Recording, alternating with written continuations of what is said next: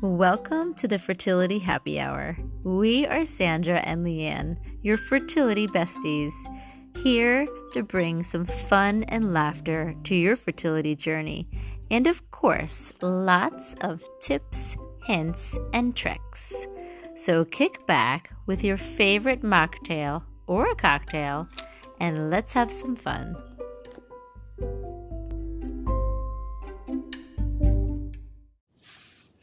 Welcome back for episode 3. Thank you for tuning in again with us. Today is a really great episode for you guys. You're going to learn so much. We have Jenny, and I'm going to butcher her last name because I always do, Liberator. She's a functional medicine nutritionist specializing in women's health. She's so knowledgeable, you guys. Honestly, I learned so much. I was taking notes during our podcast, and we've talked to her so many times before, but she is continuously learning new things. She's working, with different people. She just is always such a great resource for us. And I think it's just awesome that you guys get to hear everything that she says during this episode, all about your nutrition and how you can support your fertility health just by easy, simple things in your diet that you can do. So just sit back and listen and enjoy and get ready to learn lots. We are recording. Hi. So we are here today with a special guest who kind of started out just helping us out with some things. And then, now that she's gone through extensive training, she is our go-to nutritionist. She's actually a functional medicine nutritionist with a specialty in women's health. Jenny Liberator. Did I say your last name right? It's Liberator, but no one says it right. So okay. You're good. Tomato. People butcher my last name. I get uterus, Uranus. So I'm used to it. But Jenny, thank you for joining us today. Yeah, of course. Happy to be here. Yeah, we're excited because you helped create this nutrition program for some of our clients just based on cycle syncing. And I feel like that's a new fad that's really, I see it all over Instagram and TikTok. Is this something that's kind of fairly new? I know it's not new, but just in your experience, do you see that it's becoming more popular for some reason? Yeah, it's definitely becoming more popular. And I think a big reason why it's becoming more popular is that women are starting to get more curious about their hormones and starting to, realize that, if their hormones are out of balance, if they have PMS or really bad cramps or, mood disorders associated with their periods, they're starting to not be happy with the answer of just go on the pill. So women are really starting to do the research, and there's much more research out there now where, how can I take this into my own hands and make changes to really balance my hormones? So I think there's a shift to just more curiosity and information around how you can balance your hormones so that you don't have those extremes that come with hormone imbalance. So that's really where it's gaining ground, is that people are really in this self-healing movement, and they're wanting to take these kinds of matters into their own hands, which is awesome. I feel like the connection, I know a long time ago when I was in my more fertile years, I never they said, eat healthy for fertility and everything, but I've never connected food and hormones together. I didn't understand the correlation and how one played a role into the other. To me, it was two separate entities. And then I started learning, about nutrition and fertility, and it's huge. It's a huge component. So, it's just so funny because I'm in the health field, so I never really made the connection, but I think maybe first off, start by giving people information about how those two are connected and the importance, because I think that probably many women aren't making that connection between fertility and food. Yeah. Give us a breakdown, Jenny. Yeah, definitely. So we know that hormone imbalance is a major part of fertility. We need to make sure our hormones are in balance. And for a lot of women, it's out of balance. But outside of that, the biggest impact that nutrition has on fertility is actually on your egg quality. So it's really, really important to have high quality eggs, right? So like you need high quality eggs for any reason, for natural conception, for IVF, for IUI. The quality of your eggs really matters. And just going into trying to conceive, it can be overwhelming. There's so many different things that they tell you to do or not to do. But really the most important thing is having nutrition to support the quality of your eggs. So your follicles take between 90 and 120 days to mature. And during that time, the types of foods that you're eating, the types of nutrients that you're giving your body really determine the quality of the egg that you have. So if you're eating a highly processed diet, high trans fats, lots of alcohol, if you're smoking, if you're just really high stress, all of those things can impact the quality of your eggs. So even if your hormones are perfect, even if you're ovulating every month, if you're not supporting the nutrition of your eggs, then you might not have successful implantation. So barrier. Really quick, not to interrupt you, but I'm just thinking of like some past clients and, before they do like a transfer or something, and they think that like maybe giving up alcohol or eating well, like 2 weeks before the transfer, or just like during that 2 week period. So a total of like maybe like a month, they're like, just really kind of watching what they're eating. So that doesn't really cut it. Right. Right. Yeah. So like they really should be like doing this way before. Ideally. And like, it's one of those things where like, it doesn't have to be perfect. You know what I mean? Like, it doesn't have to be perfect. You just have to have good intentions and make mindful choices. So like the eggs that you're ovulating in this cycle is 90 days old. So you want to try and get ahead of it if you can. With that being said, short-term changes are also really good for hormone balance and everything. But as far as the egg quality, it does take those 3 months. So that's why that little preconception phase is super important for nutrition. It also, I mean, when women are going through IVF as well, so you want the highest quality eggs so that you can get the best results and the best success. And you want, like, obviously you want to retrieve as many viable eggs as possible. So if you're doing IVF and you're pulling, you get like 12 eggs and they're not good eggs, then it's a complete waste, because I mean, none of them are going to be good. They're not going to take, they're not going to grow to embryo. But so the higher quality gives you that much more opportunity for a successful, transfer and as well. Yeah, definitely. So in your experience so far, do you see like, so if somebody starts going through like changing their diet and really trying to sync their hormones, like what other kind of changes have people said that they feel like? Because I know that there's some people out there, some coaches out there that coach women for cycle syncing for like weight loss and other things. So I mean, first let me just ask, do you follow like a cycle syncing yourself? Yeah, I do. Okay. So the main like point of cycle syncing is to just support your body through nutrition and through exercise and lifestyle in slightly different ways in each phase of your cycle. So how you support your body during your menstrual phase is going to look a lot different than how you support your body during the ovulation phase, because the needs are totally different. You know what I mean? Menstruation is like grounding, soothing, nurturing, and ovulation is like, okay, let's go. It's like totally different energy. So yeah, it really makes a difference. And then some other changes that you can see that you can start to notice. So like the one thing I will say is that as you're on this journey, it's really important to really start to listen to your body and see if there's any flags that are coming up for you nutritionally. I love to give a symptom questionnaire, because a lot of the times with women, especially stressed women or busy women, which we all are, they're not even aware of like what's weird. You know what I mean? Like you just, oh, I've always had headaches for 3 weeks of the month. Oh, I've always like, had terrible cramps that Right. knocked me out for 2 days. So like you don't really know. So once you start to make these changes and you start to, realize like, okay, now I have an awareness of these symptoms and these side effects that tell me that I'm out of balance.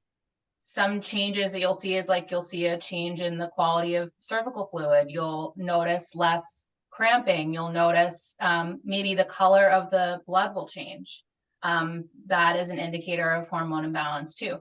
So there's a lot of changes that can happen. Your body temperature will change if you do the basal body temperature tracking, which is highly recommended for women who are trying to conceive. So it's really a matter of like getting a handle on what your baseline is and then seeing how that kind of changes as you go through this process. And I will say hormone balancing naturally is slow. It takes 3 months. Like even if you just wanted to, my estrogen to progesterone is a little off, even if you just wanted to do that, it would still take 3 months. So it's not going to happen overnight. It's going to be, a process. So just to clarify, headaches, cramping, all these symptoms that women kind of classify as normal. Would you say that these are normal symptoms to have in their I would cycle, or do you think it's a sign of imbalance? I would say that it's common, but it's not normal. Your period should just, in a perfect world, your period would just come and you would just say, oh, my period's here. Like it would just be here and you'd be like, oh, okay, my period's here. No big deal. You wouldn't have any cramping. You wouldn't have fatigue. You wouldn't have water retention, mood swings. You might have a little bit of that, but it wouldn't be anything like noticeable. It would Right. be just regular. So yeah, there's a lot of ways hormone imbalance can show up. God, I'm going like as you're talking, I'm like, check, check. I Like, know, I know. that And you're happens just, to me every month. yeah, you're like, this is normal. And like, if it's normal for you, it might not be, the way in a perfect world, how things should be if your hormones were in balance. Right. I think that like we're kind of given that information. Like I think like you said, it's so common that we normalize it. Like, oh, Exactly. oh my God, I feel horrible. Oh, my period's coming. Yeah, that's why. And then you pass it off. But if you really understand that this could be, like hormone imbalance and you can do something about it, Yeah. especially through food. I think that's like really key to understand because we're meant to believe that this is just the curse of being a woman. Right. Yeah. Like I Exactly. just have it worse than others, and that's just how it's gonna be. Mhm. I'm gonna ask you a question for a friend. Okay, actually it's just me. So right before I get my period, I always break out. Like Yeah. always the same spots, like all like around my mouth.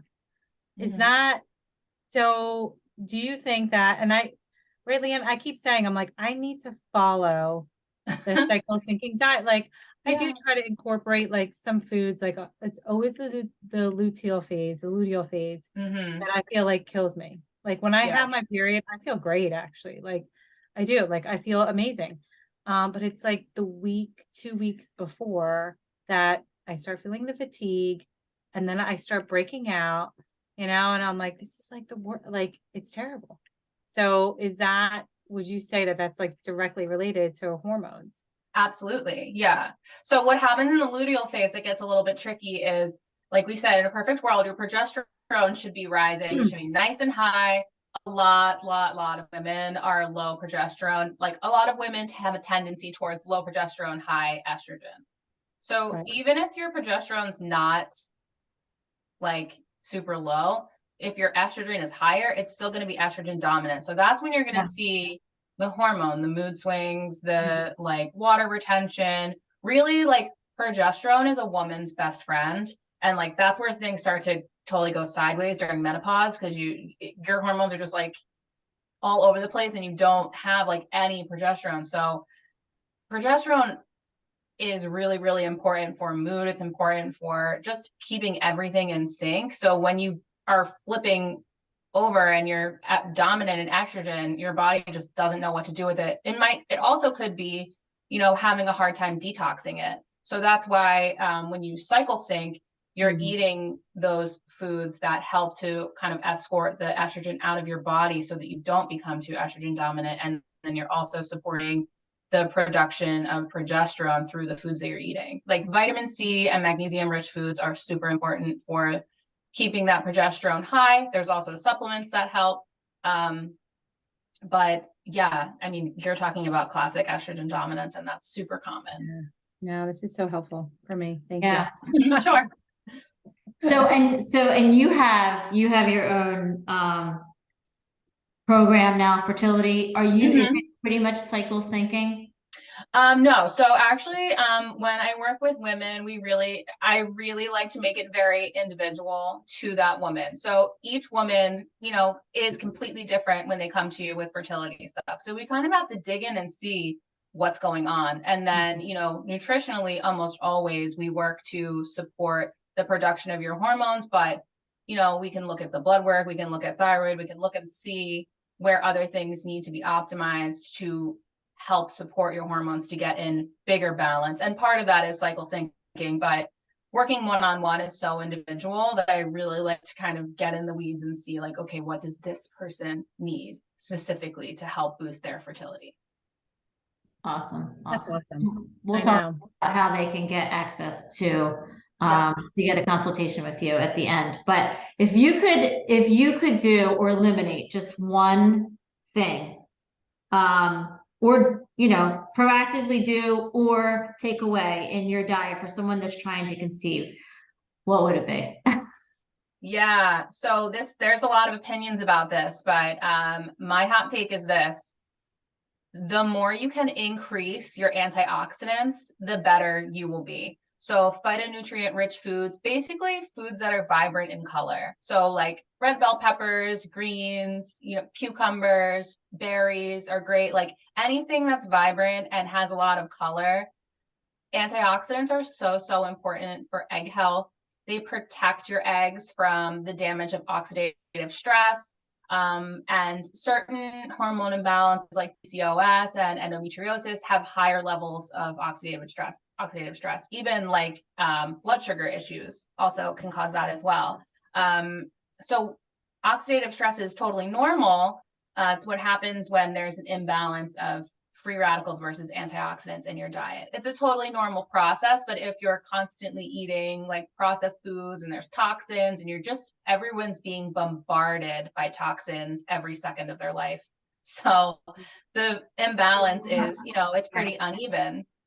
But antioxidants are super important for the lining of the uterus, for insulin resistance, for having great cervical mucus, and a number of other things. So that is what I would say. I'm the type of person who's like, let's add in instead of take away. I think it's less stressful. This is already stressful enough for most people. So I like to how can we nourish? And antioxidants, like I said, berries, apples, leafy greens, broccoli, chocolate. Nice. Dark chocolate. Yeah. Dark chocolate? Yeah. Dark chocolate. Nice. I love that. Is one of the great things about your meal plans that you came up for us is that I feel like there's so much on there that like you just feel like it's not a diet, Right. like it's just, like just kind of like I said, like maybe just choosing different foods during different times, but there's just so many different choices that I feel like anyone wouldn't feel that they're restrictive in any way, which is so helpful. Yeah, that's kind of like when I was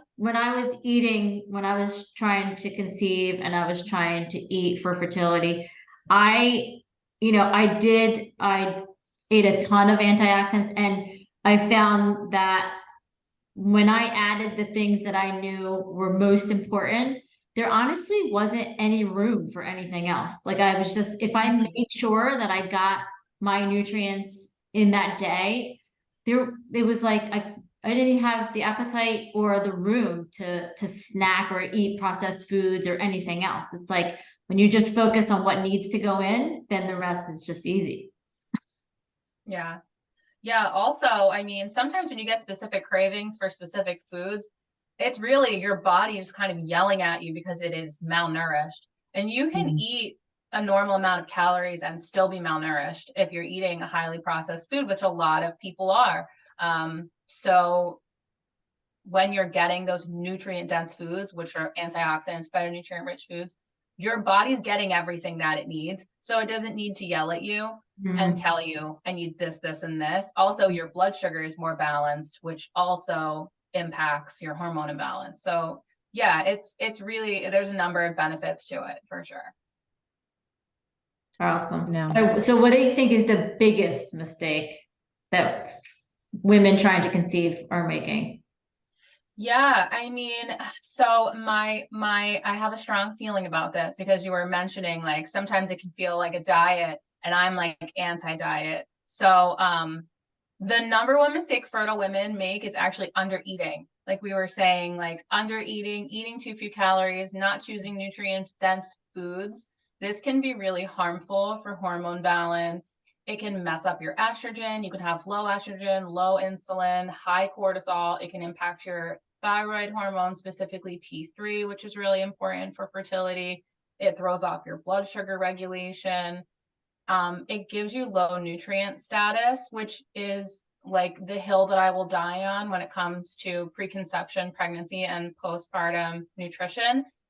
You can't go into a pregnancy with low mineral status. You're just setting yourself up for a nightmare because the baby's going to steal all of your nutrients and then you're going to be even more depleted.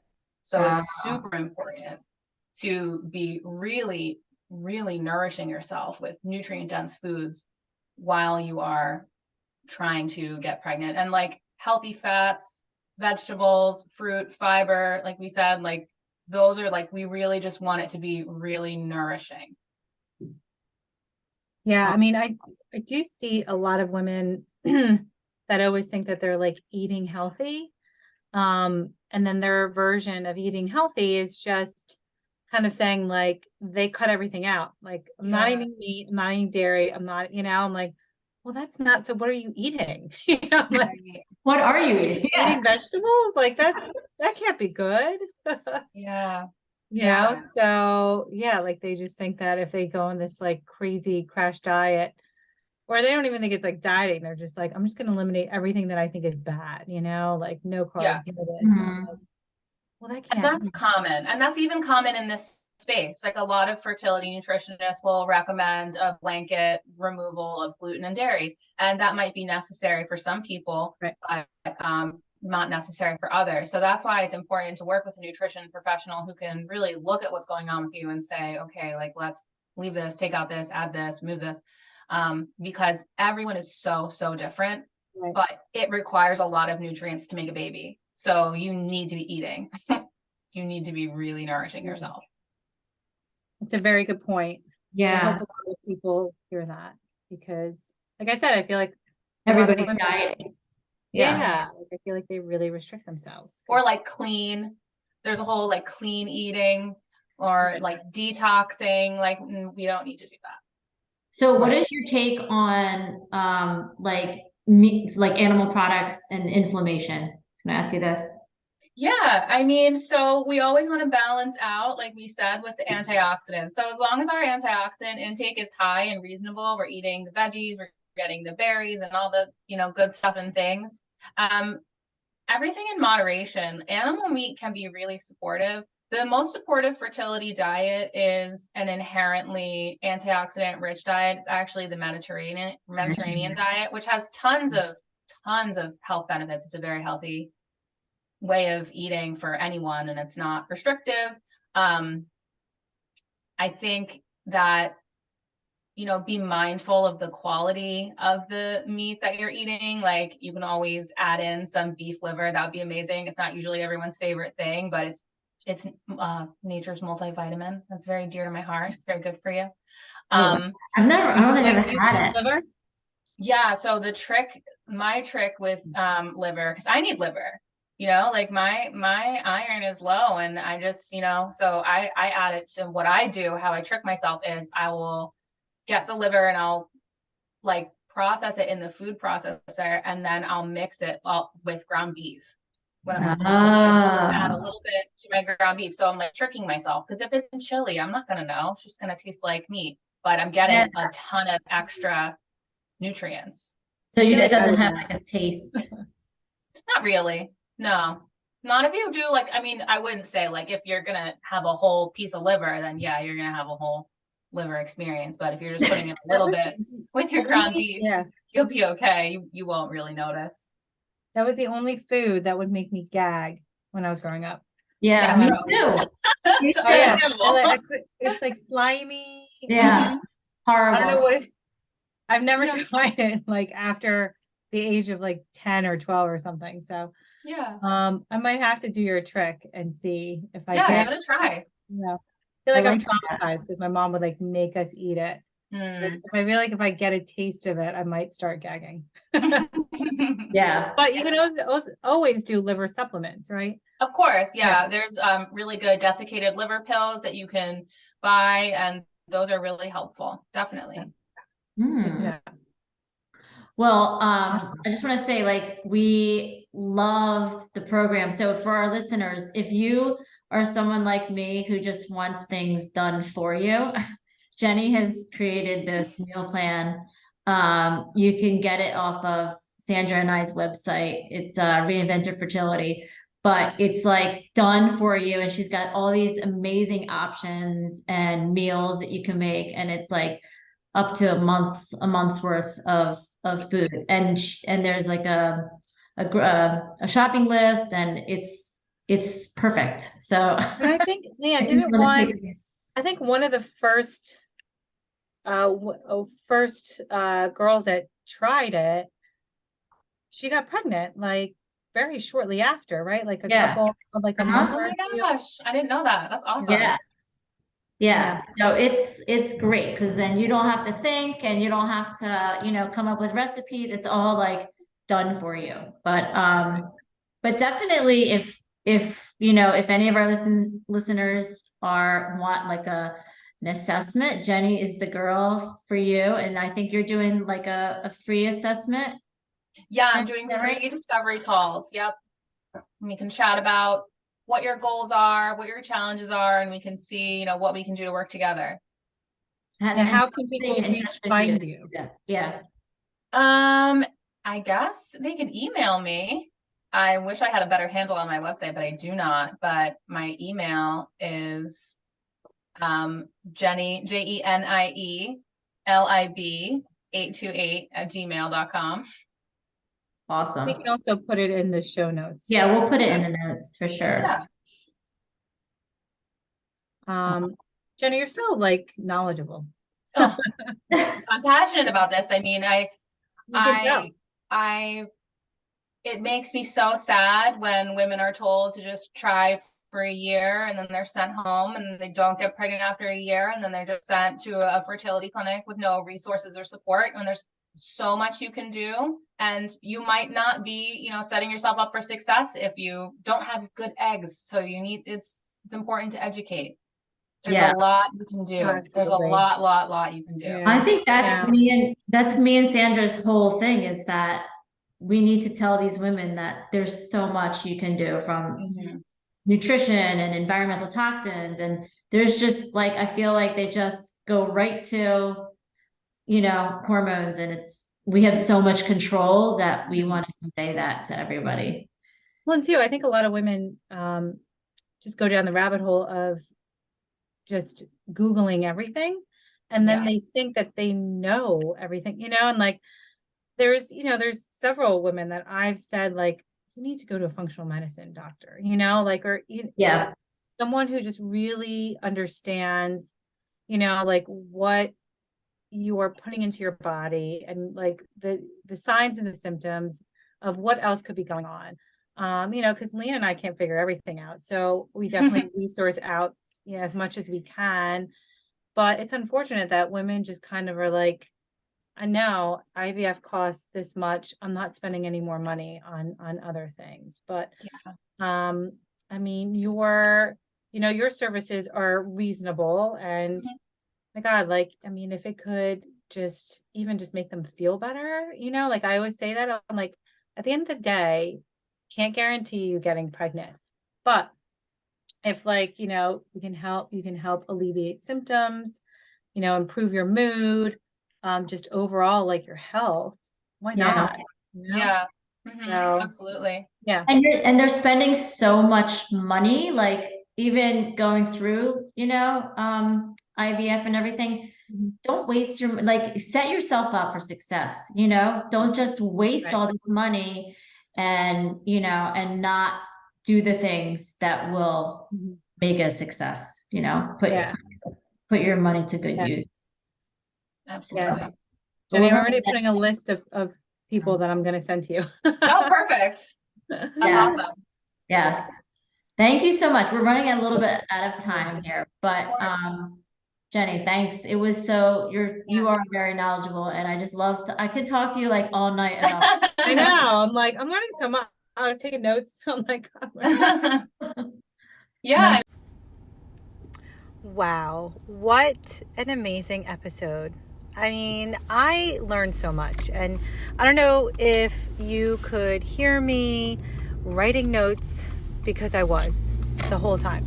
And like I said in the beginning, every time we talk to Jenny, I just seem to learn something new, and I definitely want to incorporate her suggestions into my daily diet, just because I'm not trying to have a baby, but I am getting at that age where my hormones are really fluctuating and changing, and unfortunately I am nearing menopause. So I think this is helpful for not even if you're trying to conceive, but if you're just a woman who has her period. I think it's super helpful, and I hope you found it helpful too.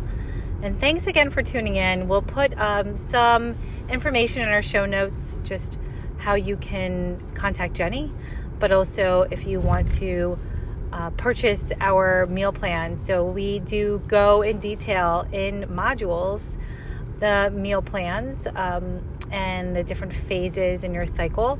And then you can download those meal plans that you will have for life. And they are cycle syncing meal plans. There's also, if you do have any restrictions, there's dairy-free, gluten-free that you can follow as well.